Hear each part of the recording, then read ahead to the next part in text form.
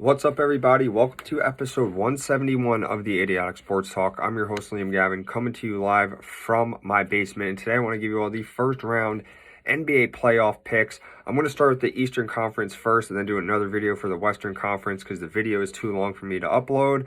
And the tip-off starts today on Saturday. 16 teams will enter, but only one can walk away with it all, with the championship. In the East, we have the 1 seed Bucks, 2 seed Celtics, 3 seed Sixers, 4 seed Cavaliers, 5 seed Knicks, 6 seed Nets, 7 seed Hawks, and 8 seed Heat. Now in the Western Conference, the 1 seed's the Nuggets, 2 seed Grizzlies, 3 are the Kings, 4 Suns, 5 Clippers, 6 Warriors, 7 Lakers, 8 Timberwolves. So we'll start with the Eastern Conference first. Number 1 Bucks take on the number 8 Heat. The Bucks enter the playoffs with a 58-24 record and the number 1 seed in the East. Not only the best record in the East, the best record in the NBA. The Bucks are led by MVP candidate Giannis Antetokounmpo, who's arguably the most dominant player in today's game. And not only do they have Giannis, they have other solid players such as Defensive Player of the Year candidate Brook Lopez, Chris Middleton, Drew Holiday, and being joined with a solid bench such as Bobby Portis, Jay Crowder, and Pat Connaughton. So the Bucks won a championship 2 years ago in 2021 and are looking to add another one to their collection, and they are the favorites to win the whole thing this season. The Bucks rank 8th in the NBA with 116.9 points per game, while ranking 14th for opponents' point per game with as they allow 113.3. The Bucks are great on both sides of the ball, offensively and defensively, and their numbers have proven and shown that. But as for the Heat, they clinched the 8th seed in the East. They have a second round play-in win that they got the other night. They hold the record of 44-38, which is 11th overall in the NBA. And the Heat struggle immensely scoring, though. They are dead last in the league with 109.5 points per game. They, however, do have the second best defense in the league. They only allowed their opponents to score 109.8 points per game. If the Heat want to win this series, they can't let the Bucks score, but that's easier said than done, especially when they got to guard a guy like Giannis Antetokounmpo, who I think is going to just bully the Heat in the paint all series long, and there's no one on the Heat that could stop him. So I see the Bucks winning this one easily in 5 games. The next series, my Celtics, the number 2 seed, taking on the number 7 seed Atlanta Hawks. Celtics have the 2nd seed in the East. They are 52-27, which is the league's 2nd best overall team. And the Celtics lost in 6 games last year in the NBA Finals. They were so close, and can they get the job done this season? They are led by the amazing duo of JT, Jason Tatum, and JB, Jaylen Brown, who have been outstanding. This offseason, they added Malcolm Brogdon for some help off the bench, something they didn't have last season. And Brogdon is 6th Man of the Year candidate, so he definitely gives them a boost. And although the Celtics showed inconsistency at times this season by losing to terrible and trash teams, they closed the regular season strong, and they have absolutely obliterated the good teams. And they average 118 points per game, which is 4th in the NBA. And they only allow 111 points per game to the opponent, which is 5th in the NBA. So this team is great all around, both offensively and defensively. And the head coach, Joe Mazzulla, it's his first year as a head coach after Ime Udoka was fired this offseason. He's been absolutely fantastic with the squad that he has that he has put together. And, in my opinion, if the Celtics don't win the championship this season, the whole season was a complete bust. The Hawks, they are 7th in the East, 41-41 record, 17th overall in the NBA, and one of the most inconsistent teams in the league. However, when they fired their head coach, Nate McMillan, midseason, they hired Quinn Snyder as their head coach, and they've been better. The Hawks got a big win Tuesday night in the play-in tournament over the Heat that secured them the 7th spot, and the Hawks could score at will. They score 118.4 points per game, which is 3rd in the NBA. But they are very bad defensively. They allow 118.7 points per game, which is 26th in the NBA. And the only way I see the Hawks winning this series is if Trae Young averages like 30 to 35 points per game, which I doubt Boston will let happen. The Celtics will pick apart the Hawks defense, And the Celtics might let Trae Young go off, but they're not going to let anybody else get theirs. The Celtics are 3-0 against the Hawks this season. I know the playoffs are different, but I just can't see the Hawks winning this series. So my pick, Celtics in 5. The next series, the 3-seed Sixers taking on the 6-seed Nets. So the Sixers rank 3rd in the East. They have a 54-28 record, which is 3rd best record overall in the NBA. The Sixers are led by their center, the MVP candidate, the MVP favorite, Joel Embiid, who also leads the league in scoring. And the Sixers have the assist leader in the NBA in James Harden. The Sixers rank 14th in points per game. They score 115.2 points per game, but they held their opponents to 110 points per game, which is the 3rd best in the NBA. The Sixers are a top 3 defensive team, but are middle in the pack when it comes to offense. The Sixers have the pieces to win a championship this season, but let's see if they can do that. They haven't made it past the second round since 2001. Their head coach, Doc Rivers, he has a championship to his resume when he coached the '08 Celtics, but ever since that, he hasn't had a lot of postseason success. Let's see if this is the year that Doc Rivers and the Sixers get it together.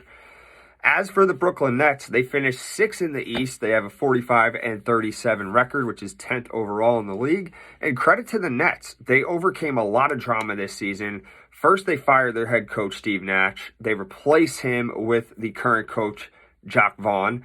And Jacques Vaughn has done an excellent job with this Nets team. He really has. Kudos to him. He should be a candidate for Coach of the Year. The Nets traded away 2 of their best players, Kevin Durant and Kyrie Irving, after things went south between the franchise and the players, and they both demanded a trade. And not to mention, Ben Simmons also decided to stop playing basketball as well. They traded James Harden to the Sixers for him last year. And, he's got a lot of injuries. He's got a lot of mental injuries too. And he just kind of quit on basketball. I don't know what he's going through. I hope he gets better though. But as for Kevin Durant, he was traded to the Suns for Mikal Bridges, Cam Johnson, and a bunch of draft picks. Kyrie Irving was traded to the Mavericks for Spencer Dinwiddie, Dorian Finney-Smith, and a bunch of draft picks as well. And these new players, they started to gel together, and it saved the Nets season.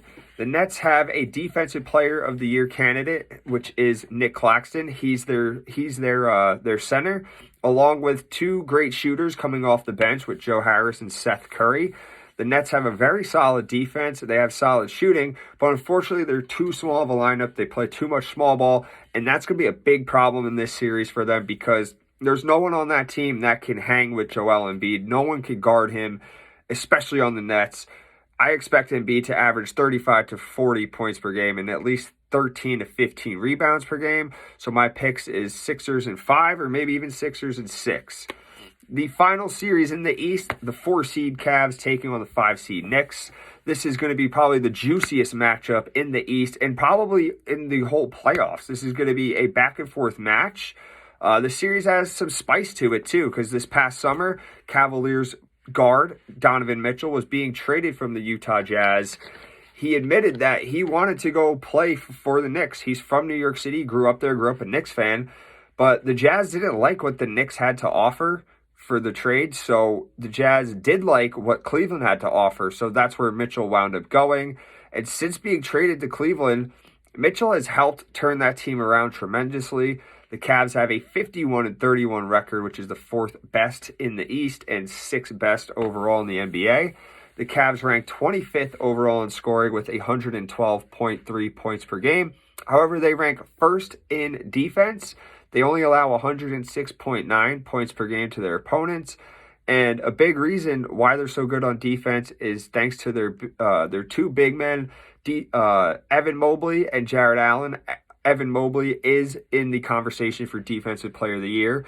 Both guys are amazing shot blockers, rebounders, and can stretch the floor. The Cavs are looking to win their first playoff series since 2018 when LeBron James was there. The Cavs are looking to win their first playoff series without LeBron James in almost 30 years. At one point of the season for the Knicks, though, we'll get on to the Knicks now. They were 10-13. A few changes and trades in the roster gave them a new spark. And the Knicks this offseason signed the former Maverick guard, Jalen Brunson. The Knicks haven't had a legit point guard until Brunson came along. It's been so long since the Knicks have had a good point guard, and Brunson helped turn that team around, provided a certain type of energy that made them contenders. And the Knicks would wind up finishing 5th in the East with a 47-35 record, which is 8th in the NBA. And the Knicks ranked 11th in points per game. They score 116 points per game, and they allow 113 points per game, which is ranked 13th in the league. The Knicks have a solid chance to win this series, but in order to do that, every player needs to show up. Last year when the Mavericks lost Luka Doncic in the first round of the playoffs, it was Jalen Brunson who stepped up, dropped a couple 40-point games, and helped the Mavericks win that series against the Jazz, against Donovan Mitchell. And I expect Brunson to do a lot of that this series. I expect him to have a big workload and help carry this Knicks team. Next is Julius Randle. Great player. He has his moments of inconsistency, kind of has a bad attitude. But if Julius Randle doesn't turn the ball over and he stays focused mentally, the Cavs are in a lot of trouble. That guy averages 25 and 10. So if he could do that, man, the Knicks could win this one. Next is Immanuel Quickley. He is the favorite to win Sixth Man of the Year, and he stepped up big once Jalen Brunson went down with an injury in the season. I expect IQ to be the third most important player on the Knicks during this series. And lastly, RJ Barrett. He's had a rough season this year. He hasn't lived up to his expectations since he's been drafted, and he's under a lot of pressure. He's under an immense amount of pressure. If he has a poor performance in this series and the Knicks lose, Knicks fans will want him out of New York. And the Knicks need to try to match the Cavaliers' physicality in the paint, but it's really not an easy task.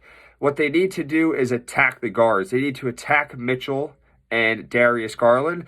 They are both phenomenal offensively, but when it comes to defense, they get bullied a lot. So the Knicks have to do that. The Knicks have to get physical with those guys in order to win this series. I do think Mitchell does have a huge series, though, especially playing his favorite team.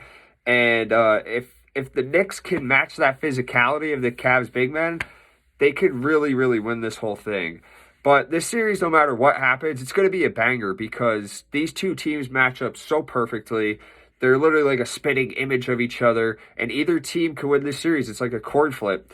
It's really tough to pick, but I got to go Cavaliers in 7. Just something about them tells me they're going to win this series, but I don't know what it is, right? So that's it for my Eastern Conference playoff picks. Remember to check out my next video on my Western Conference picks, and that's it. So make sure you subscribe to my YouTube channel, follow me on my Instagram, do what you can to like, share, and promote my content. Thank you all, and enjoy some playoff basketball.